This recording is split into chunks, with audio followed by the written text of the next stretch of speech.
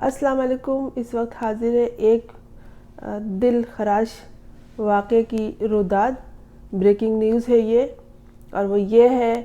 کہ میاں والی سے اغوا کی جانے والی کمسن بچی حجاب زہرا 13 سال کی تھی، اور اس کو ایک 42 سالہ شخص نے، لڑکے نے نہیں، ایک 42 سالہ شخص نے، جس کے اوپر اغوا کے، قتل کے اور دیگر اسی طرح کے مکروہ مقدمات پہلے سے موجود ہیں، اس بچی کو گھر سے اغوا کیا تھا۔ اس کے والد کو آج قتل کر دیا گیا۔ یہ حجاب زہرا کا واقعہ اس وقت سامنے آیا تھا جب کراچی سے مہدی علی کاظمی نے اپنی کمسن مغویہ بچی کے لیے آواز اٹھائی تھی، اور وہ منظر عام پر آئے تھے، انہوں نے جدوجہد کی تھی۔ اس وقت کمسن حجاب زہرا کے بھائی فیصل، ان کی والدہ اور ان کے والد ساجد، جو اس وقت قتل کر دیے گئے ہیں، وہ سامنے آئے تھے، اور انہوں نے مختلف پلیٹ فارم پہ یوٹیوبرز کے ساتھ آ کر اپنے دکھ کو شیئر کیا تھا، اور بتایا تھا کہ وہ کب سے اپنی مغویہ بچی کے حصول کے لیے کوشش کرتے کرتے تقریباً برباد ہو چکے ہیں، اور دوستوں اس وقت وہ والد اس دنیا سے ہی جا چکے ہیں۔ ہوا یوں کہ اس بچی کے بارے میں بتا دوں کہ یہ بچی 13 سال کی تھی۔ اس کے بارے میں کہا جاتا ہے، محلے والے یہ کہتے ہیں کہ یہ بچی تو توتلی ہے، اور اس کو اس طرح اغوا کیا گیا۔ اس کے والد واپٹا میں ملازم تھے، اور یہ اپنے دفتر میں موجود تھے، اس وقت گھر میں کوئی نہیں تھا۔ کسی خاتون نے ان کے دروازے پہ دستک دی تھی، اور جب یہ بچی باہر نکلی تو اس کو کہا کہ تم اپنا کچھ ضروری سامان، کپڑے وپڑے لے لو، تمہارے والد کو ہارٹ اٹیک ہوا ہے اور وہ اس وقت اسپتال میں داخل ہیں، اور اس طرح اس بچی کو اغوا کیا گیا تھا۔ اس کے بعد جناب ماں باپ پہ کیا گزرتی ہے کہ اغوا کرنے والا کوئی لڑکا بھی نہیں ہے، اور کس طرح وہ ایک باقاعدہ اس کی ہسٹری ہے وارداتوں کی، وہ شخص ہے۔ تو جو کچھ بھی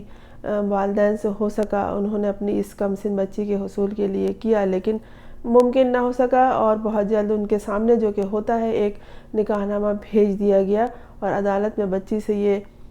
خیر عدالت تو اس وقت جانے کی نوبت بھی نہیں آئی۔ والدین رولتے رہے، پریشان ہوتے رہے، زمین جائیداد جو کچھ تھی ان کے پاس، جو کچھ بھی، وہ سارا کچھ انہوں نے فروخت کر دیا۔ والد نے ظاہر وہ کیسے سامنا کرتا، کس طرح دفتر جاتا، اپنا کام چھوڑ دیا اور گھر بیٹھ گئے۔ جس طرح بھی ان سے ممکن ہوتا رہا وہ اپنے طور پر کوشش کرتے رہے۔ اچھا، یہ سانحہ تو ہوا، لیکن اس کے بعد جو خوفناک حادثے ہوئے اور انسانوں کے شکل میں ان کو جو لوگ ملے، وہ روداد انتہائی دل خراش ہے۔ ان کو وکلا نے لوٹا، ان کو خاتون وکیل نے ان سے 2.5 لاکھ اس طرح سے لیے، اس سے زیادہ کی اماؤنٹ ان سے لی گئی، اور کہا گیا کہ ہم آپ کی بچی کو عدالت میں پیش کر دیں گے، ہم ان سے بات کریں گے، لیکن صرف ان سے پیسے وصول کیے گئے۔ یہ انصاف کی تلاش میں بچی کے حصول کے لیے سپریم کورٹ تک گئے، یہ دوسرے شہروں تک گئے، یہ اسلام آباد تک گئے، یہ جو کچھ کر سکتے تھے یہ انہوں نے کیا، لیکن ہر جگہ، وہاں اسلام آباد میں بھی ان کو ایک وکیل نے لوٹا، ان سے پیسے لیے لیکن ان کا کام نہیں کیا، اور اس طرح یہ لٹتے پٹتے جب دعا زہرا کا واقعہ سامنے آیا اور مختلف یوٹیوبرز ان کے لیے آواز اٹھانے لگے، تو یہ اس پلیٹ فارم پہ آئے، اور اس کے بعد لاہور سے معروف صحافی اسد عباس جعفری کے پلیٹ فارم پہ اپنی روداد بیان کی، اور ڈاکٹر شجاعت علی سے رابطہ کیا، تو ان کا کام کافی حد تک آگے بڑھا، اور لاہور کے معروف ایڈوکیٹ فیاض محمود رامے باقاعدہ میاں والی تک گئے، اور انہوں نے جا کے وہاں سارے معاملات کو خود دیکھے، مختلف روداد سنی، لوگوں سے بات کی، انہوں نے پوری ہسٹری معلوم کی، وہی یہ بات سامنے لائے تھے کہ وہ 42 سالہ شخص ہے اور اس کی باقاعدہ کرمنل ہسٹری ہی موجود ہے۔ اچھا، اس کے بعد یہ ہوا کہ درمیان میں کچھ شیطان صفت یوٹیوبر بھی آئے، اور انہوں نے ان سادہ معصوم والدین کو جو پہلے ہی ایک درد اور کرب سے گزر رہے تھے اپنی باتوں میں پھنسایا، اور جو ان کے ہمدرد لوگ تھے ایڈوکیٹ اور یوٹیوبرز ان سے دور کیا اور ورغلا کر اپنے چینل پہ صرف بٹھانے کے لیے، اپنے چینل کی اہمیت بڑھانے کے لیے انہوں نے ان بیچاروں کو اس طرف کر دیا اور ان سے مختلف مطالبے دوسرے یوٹیوبرز سے کرواتے رہے، اور یہ بیچارے پریشان رہے۔ اسی دوران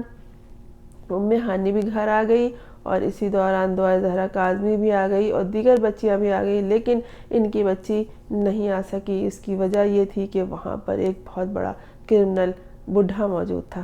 پھر یہ کہ یہ بیچارے سادہ لوگ، چالاک مکار عیار لوگوں کی پہچان نہ رکھ سکے، یہ اسی ایک صورتحال میں رہے جب بچی کو پیش کیا گیا فیاض محمود رامے کی کوششوں کے بعد عدالت میں، تو وہاں بھی بچی نے یہی بیان دے دیا جو کہ ہم اور آپ جیسے لوگوں کے لیے جو کہ ان معاملات سے واقفیت رکھتے ہیں نئی بات نہیں ہوتی۔ بچے نے وہاں جا کے کہا کہ مجھے یہاں رہنا ہے، اور جو ہوتا ہے، جو سکھایا بڑھایا جاتا ہے، ظاہر ہے وہ ایک کرمنل لوگ ہیں، ان کا پورا بیک گراؤنڈ ہے وہاں، ان کو سب جانتے ہیں کہ وہ کس طرح کے لوگ ہیں، لوگ ان سے ڈرتے ہیں، ان کے خلاف تو وکلا بھی نہیں کام کرتے ہیں۔ ایک طویل عرصہ گزرنے کے بعد باپ کے دل میں درد تھا کہ میری بیٹی وہاں ہے۔ یہ جاتا ہے جن لوگوں نے دیکھا ہے کہ ماں جا کے ان سے بچی سے مل کے آ جایا کرتی تھی، لیکن پھر یہ ہوا آج کے باپ نے وہاں جا کے جب اس گھر میں جہاں بچی موجود تھی اس کو وہاں سے لے جانے کی کوشش کی، تو پھر بچی نے چیخ و پکار کی اور وہ لوگ آ گئے۔ وہ پہلے ہی اسلحہ لے کے گھومنے والے لوگ ہیں، انہوں نے باقاعدہ ان کو فائرنگ کر کے ان کے والد کو حجاب زہرا کے اسی وقت قتل کر دیا۔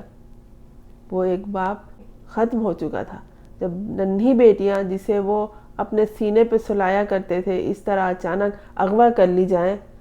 تو ان کے بعد رہتا کیا ہے؟ وہ ویسے ہی ایک بے جان جسم تھے، ان کو اس دنیا کی کلفتوں سے نجات مل گئی، لیکن یہ بچیوں کے اغوا کے جتنے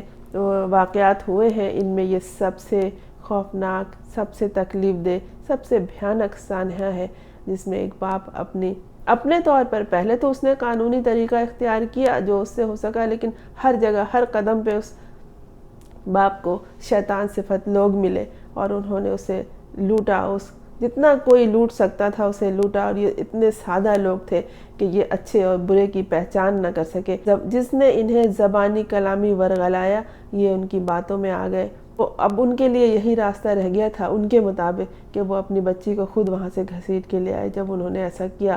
تو ان پہ گولیوں کی بوچھار کر دی گئی اور اب وہ اس دنیا میں نہیں رہے۔ انا للہ و انا الیہ راجعون۔